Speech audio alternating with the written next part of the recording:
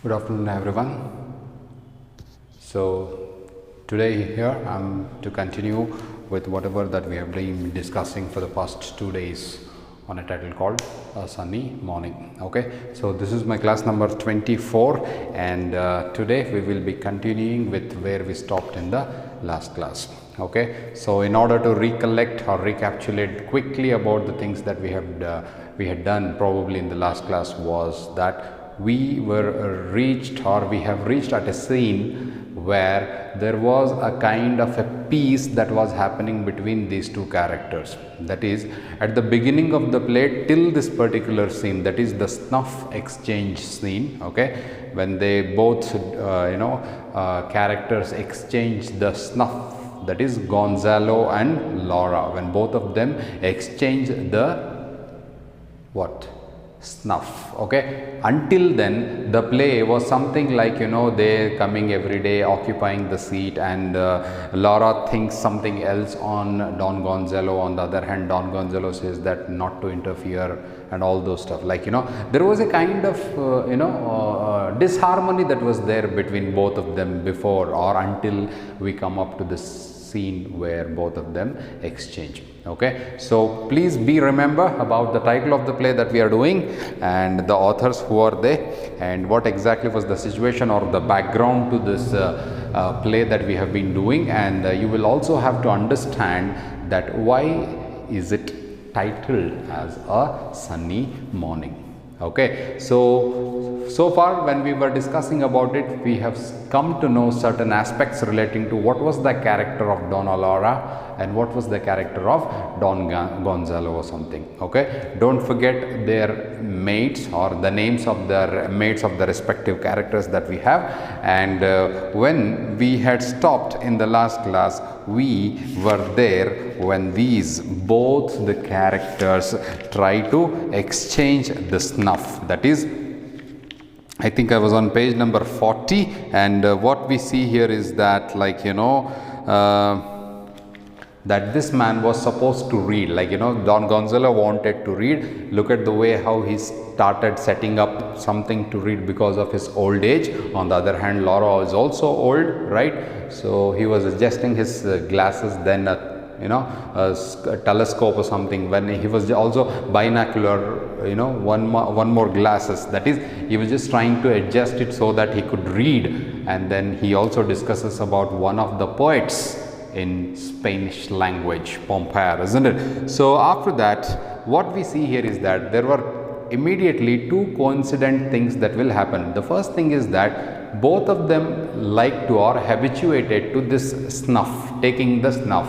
And once they take the snuff, what happens is another coincidence, because both of them will sneeze for thrice or 3 times they sneeze, and that's the reason that it was one of the coincidences here.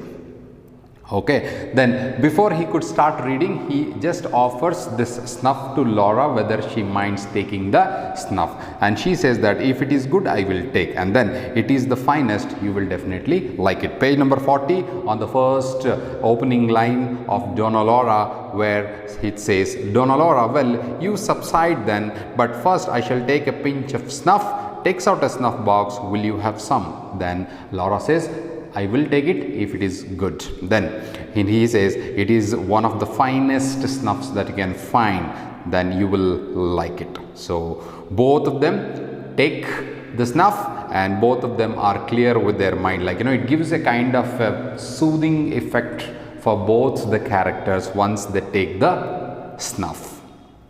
Gonzalo also says that, yeah, mine head is also clear. And then, do you sneeze? The immediate next question that was asked by Laura to Gonzalo was, do you sneeze? Yes, Senora, I do sneeze 3 times. And so do I. What a coincidence. So this is the second coincidence both of them are having, because the moment they take the snuff, both of them will sneeze for 3 times. That is what another coincidence. What a coincidence. After taking the snuff, they await the sneezes both anxiously and sneeze alternatively 3 times each, both of them. So both of them were waiting for the sneezes to come down, and when both of them were waiting alternately, one by one, both of them start sneezing for 3 times each. Okay, then Gonzalo, let's continue now. There, I feel better. So Gonzalo, after taking the snuff, after sneezing for 3 times, I feel better. So do I, aside. The snuff has made peace between us. I told you to underline this line, right, in the last class. So the snuff has brought a kind of a peace between both of us. You will excuse me if I read aloud. So the immediate next question by Gonzalo was, will Laura allow him to read aloud? Read as loud as you please, you will not disturb me. Then reading, all love is. So then he starts talking about the Campamore, and he talks to us about the all love. That is, all love is sad, but sad as it is the best thing that we know. This line is from Campamore. Reading, the daughters of the mothers once allowed, kiss me now and they would be graven image. Those lines, I take it, are in a humorous vein. So this is the second coincidence that both of them are facing to each other. That is, both of them know the poet Campamore. He is a Spanish poet, and both of them know this poet, and when he starts opening or reading about those lines, both of them take it in a very humorous way, laughing. I take them so too. That is, these lines, the daughters of the mothers I once loved, kiss me now and they would be a graven image. So this is a line he was just reading, and what he is supposed to say out of reading these lines is that he reads it in a humorous, in a very funny way. He tries to understand it in a funny way. On the other hand, even Laura also takes me. That's what she says, laughing. I take them, so do. Then Gonzalo says, there are some beautiful poems in this book. Here, 20 years pass. He returns. So after reading that line, he comes to one more title of the same book. After 20 years, he returns. So he is going to read a poem which is titled as After 20 Years Pass. That is, here 20 years pass, he returns. Laura says, you cannot imagine how it affects me to see you reading with all those glasses. Now she comes back to the original reality in front of Laura. That is, this man is sitting, he is wearing already a spectacle, and then he is holding a reading glass. Through that glass, he is able to read it, which actually gives a kind of a pain to Laura. That's why she says, you cannot imagine how effective or what is the impact that this posture of reading of your poems or reading the poems that you are reading makes me to be uncomfortable with. That is, she is very, disappointed rather to see a man struggling so hard to read by adjusting the lenses, reading with all those glasses. Can you read without any? So he said, obviously the immediate question by the another character was obviously, okay, can you read it without using any spectacles or reading glasses? She says that, certainly, yes, I do read without any glasses as the way you are reading. Then Gonzalo says, at your age, you are jesting. That is, at your age, that is, at 70 years of age, you say that you can read without the glasses. You are jesting. You're making it fun. You're making it humorous way. You must be kidding. You know this word kidding, right? So jesting. Then Laura says, well, if you don't believe me, then pass me on the book. Pass me the book. Then he takes the book, reads aloud. 20 years pass, he returns, and each, beholding the other, exclaims, can it be that this he? Heavens, is it he, she? Look at the way how, both of these authors are making the fun or making this place so reliable in the form of these characters who are talking to each of them after a gap of so many years, and to that coincidence they are holding or they are reading a poem about a man who has returned after 20 years. And look at these lines that she is reading.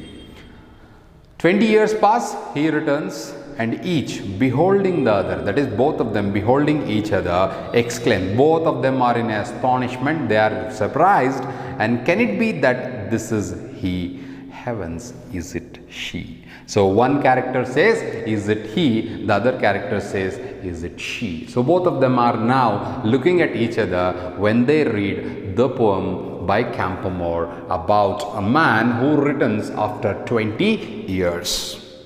Donna Laura returns the book to Don Gonzalo. She just took that book in order to prove that she can read without the glasses. So she just takes that book and returns it back to Don Gonzalo after reading those specific lines.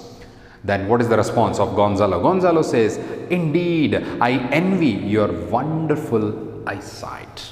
So he is satisfied now. He is proved of the fact that Laura can read without the glasses. So he says, that's why he says, "Indeed, I envy." Envy, I am very jealous.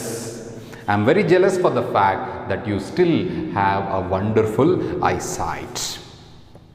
Then Laura excuse me. Then on the other hand, Laura says aside, "I know every word by heart." So what do you understand here? Lara is telling to herself. Aside is a word that is used before the dialogue starts, and she is saying that I know every word by heart. That is, she has read that poem so many times, she knows that poem so very well that she can even read it without even seeing. So what do you think now? Do you really think that Donna is having a very wonderful eyesight, unlike what Gonzalo is not having? Think about it. Okay, that's what the authors try to tell us here. So, I know every word by heart. Then Gonzalo says, "I'm very fond of good verses, very fond. I even composed some in my youth." Then he goes back to the history of that particular poem that he was reading, and he tells to Laura that he loves very good verses. He is very fond of the verses. Verses are nothing but the lines, lyrical format of songs or verses or whatsoever that you can think of. Very fond. I even composed some of these verses even in my youth. So he goes back to his childhood, or he goes back to his youthful days. Gonzalo unknowingly goes back to his own past history, and he tells to Laura that he is very fond of making or writing verses, and he has even composed his own verses when he was youth, or when he was in his teenage, or when he was in his youth age. Good ones? She asked him a question. Of all kinds. He says that I have composed, or I have written verses of all kinds. I was a great friend of Esperanza, Zorilla, Becker and others. I first met Zorilla in America. So he takes the names of three important poets of Spain. Okay, those are the names of Becker, Zorilla or Esperanza. All these names are the names of the poets whom Gonzalo says that he knows them very well, and he gives one particular instance of meeting Zorilla in America. Then Laura says, "Why have you been in America?" So she asks, did you ever go to America? And he says that several times. The first time I went, I was only 6 years old. So he starts telling about his youth. Okay, directly or indirectly we don't know, but both of them, that is both the characters, are going back to their own past. And he says that I have gone several times to America, and the first time that I had gone to America was when I was just 6 years old. You must have gone with Columbus in one of his caravels. Look at the way how she makes fun of each and every word spoken by Don Gonzalo. He says that you must have gone with Columbus. Columbus was the one who found America. We all know that, right? So you must have gone along with him in one of his caravels. Caravels, sea journeys. One of his sea journeys. Then Gonzalo laughing. He understands that even Donna Laura is making fun of him, and at the same time, whenever Laura listens to Gonzalo, she knows that it is a lie. That is what you need to understand here. It's a lie. So Don Gonzalo here laughing. Not quite as bad as that. I'm old, I admit, but I do not know Ferdinand and Isabella. They both laugh. I was also a great friend of Campoamor. I met him in Valencia. I am a native of that city. Okay, this paragraph or this dialogue by Don Gonzalo is very important, because you will come to know certain things about their own past. Okay, what is it? Laughing, not quite as bad as that. I'm old. I admit that I'm old. But I did not know Ferdinand and Isabella. Again, the characters, okay, Shakespearean characters. Ferdinand and Isabella, they both laugh. That is, they know that they are talking for fun. That's why both of them start laughing. And then he says that, I was also a great friend of Campoamor. Campoamor was the first poet that he started reading about the poems. What is the title of that particular book? 20 years pass, he returns. That is very important title of the book, Campoamor. I met him in Valencia. That is, he now tells the truth, saying that he knows the poet Campoamor and he had met him in Valencia. Valencia is the name of a city in Spain. Okay, so Valencia is the name of a city, and he says that that is Gonzalo, also belonged to the same city, that is Valencia. Then Laura says, you are? So she is asking a question in amazement. Are you from Valencia? That is what she is trying to ask. Then he says, I was brought up there, and there I spent my early youth. Have you ever visited that city? So he keeps on telling the past to Donna Laura. That is what you need to understand here. Okay. Then look at the dialogue that was told by Laura for the question, does she know about the city of Valencia, or has she visited that city any time? Then he says, yes, senor. Senor, sir. Yes, senor. Not far from Valencia, there was a villa that, if still there, should retain memories of me. I spent several seasons there. It was many years ago. It was near that sea, hidden away among lemon and orange trees. They called it, let me see, what did they call it? Maricela. Now, this dialogue by Laura is again very important to understand both these characters of the play. So, Gonzalo just asks, does she know the city Valencia? For that, she keeps on telling about her own past in this way. That is, yes, senor, not far from Valencia, there was a villa, a huge bungalow or a big house or something. Villa, if still there, it might be still there, I don't know, should retain the memories of me. That villa which is there near Valencia. Okay, it has a lot of memories, my childhood or my youthful days memories of me. I spent several seasons there. Seasons? Nothing but years. There I have spent many years there. It was many years ago. It was, that is, the villa was very close, or it was very near to the sea. It was hidden among the lemon and orange orchards, or the trees. They called it, let me see, what did they call it?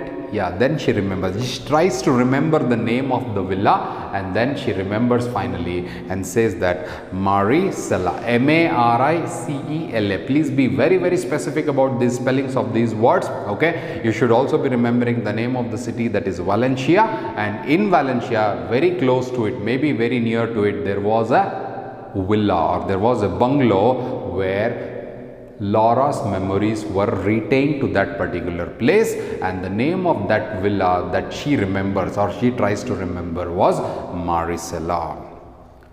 Don Gonzalo, startled. What do you mean by startled? He gives a very queer look, because he's astonished, he's amazed, because she knows this place, Maricela.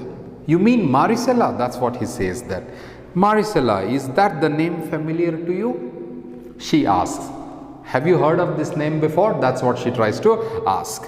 Then Gonzalo also says that yes, it is very familiar name for me. Why? Because if my memory serves me right, for we forget as we grow old, there lived in that villa the most beautiful woman I have ever seen, and I assure you I have seen many. Let me see, that what was her name? Laura Lorente. That is what he remembers here.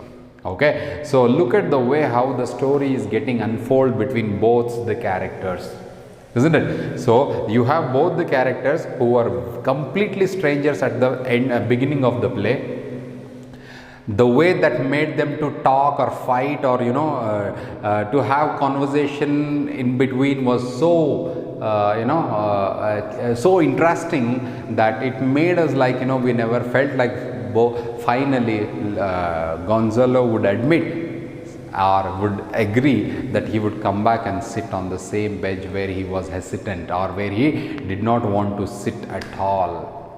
Then gradually things will go on, right? So you have to remember all the stories that are going to happen or all the circumstances that the story is getting unfolded here, and we keep coming to a stage where there was a kind of a snuff exchange between both of them, and this snuff exchange had brought a kind of a peace, and this peace has led them to reveal their own identity to each other, but they are not showing it to each other. Okay, so what you need to understand here is that the snuff exchange scene has brought a peace because both the characters Laura as well as Gonzalo will go back, or this snuff exchange scene will take them to go back to their youth or to go back to their childhood or something. Okay, the main reason for that was nothing but Campoamor, the poet Campoamor, and his lines that both of these characters are reading. Okay, in the course of time you should be understanding about what exactly is Valencia is all about. Valencia is a place which was associated with this man, that is Gonzalo. On the other hand, Marisela is a place or is a name of a villa which is associated with Laura. Okay, so when he was telling about the name Marisela, he is amazed, that is Gonzalo is amazed, or he is very much surprised. Why? Because he remembers one of the incidences of his life, and he tells us that if my memory serves me right, if I am remembering it particularly exactly, for we forget as we grow old, because I know the fact that I am growing very old, but if I can remember it very well, then there in that villa in Marisela there was a most beautiful woman I have ever seen. She was living, that is in Marisela. Gonzalo had seen a woman, most beautiful woman that he had ever seen, and I assure you that I have seen many. After that particular time, I assure you that I have seen so many women, but for me that woman was the most beautiful woman that I had ever seen. And then he says that let me try to remember, let me just try to remember what was her name, and then he keeps on going to that particular name and he just tries to recollect the name. Finally he tells that it must be Laura, and then he says that yes, her name was Laura Lorente. So this is the full name of that particular woman who was living in Marisela, to whom I regarded as the most beautiful woman ever I have seen in my life. So look at the reaction of Laura. Donna Laura, she is also startled, she is also surprised now, like she is also exclaiming like what, are you saying that it was Laura Lorente? That's what, Laura Lorente. Gonzalo says yes, they look at each other intensely, that is both of them look at each other very intensely. That is what we need to see here, is that when the story by both these Serafin and Quinter Alvarez, when they are unfolding the story of this play, look at the way how they are doing it. There are two characters who were against each other in the beginning of the play. Something brought them together, and when they started talking to each other, they go back to their early childhood or they go back to their youthful days, and these youthful days are nothing but the life account of the youth, youth memories of both these characters, Laura Lorente or Don Gonzalo. Okay, when both of them hear these names like Valencia, when they hear a name like Marisela, when they hear the name like Laura Lorente, these three names will actually give them a lot of amazement. That is, both the characters are very much shocked, they are in a very much shock, or they are very much surprised how can one know the names which I also know? That is what you need to understand here. Okay, so Laura and Gonzalo are now at a place where both of them are starting discussing about their youthful days, in which these three words, Marisela, Valencia is the name of a city, Marisela is the name of the villa where the beautiful woman was living, and then her name was something that is Laura Lorente, the full name Laura Lorente. These three words in the play makes us to think, even the characters, so much of with surprise, because let us see what happens in the later part.